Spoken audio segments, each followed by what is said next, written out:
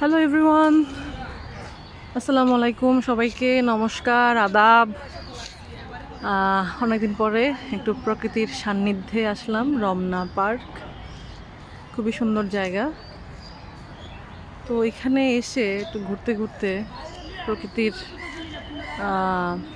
সৌন্দর্য উপভোগ করতে করতে হুট করে আমি খেয়াল পড়লো রমনা পার্কের এই পাশে এদিক দিয়ে হচ্ছে আপনার কাকরাইলের যাওয়ার রাস্তাটা, এই বিল্ডিংটা আমার ফিল হইলো এই যে দালান, বিশাল উঁচু দালান, 1 তলা 2 তলা 3 তলা 4 তলা 5 6 7 8 মনে হচ্ছে এটা বাংলাদেশের অবস্থা। আমার মনে হলো বর্তমান অবস্থা উন্নয়নের জোয়ারে আরে বাবা বিশাল বড় বিল্ডিং হয়ে গেছে, কিন্তু দেখেন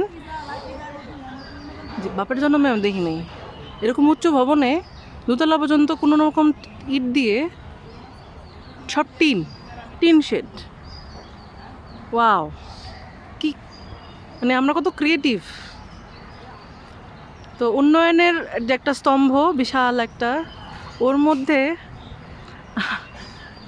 ভিতরে আসলে কিছুই নেই, বাট একটা বিশাল কিছু একটা হয়েছে, বাট অ্যাকচুয়ালি লাভের লাভ কিছুই নাই। আর এরপরও ঠিক আছে, এটা তাও অনেক কিছু এরকম উঁচু কিছু দেশের অবস্থা, ওটাও খারাপ কি নয়। মামা চাকানা মামাও ভালো, এটা বলে সান্ত্বনা নেই।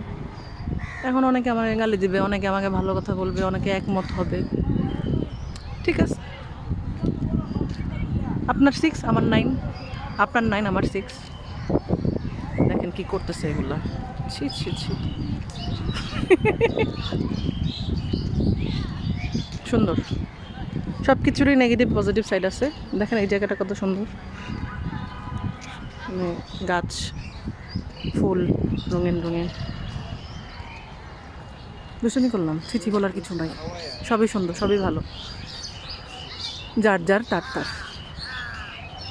আর সবচেয়ে ইন্টারেস্টিং জিনিস, কাক দেখতে পারছি ঢাকা শহরে অনেক দিন পরে।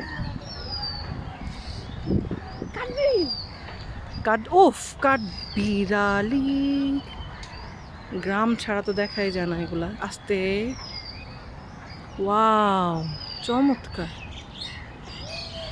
অনেকে বলবে আদিঘাতা, আরে না ভাই, এই জিনিস দেখতে পারি না। অনেক কিউট, ওরে চলে গেল। ওকে, বিদায়, টাটা, বাই বাই।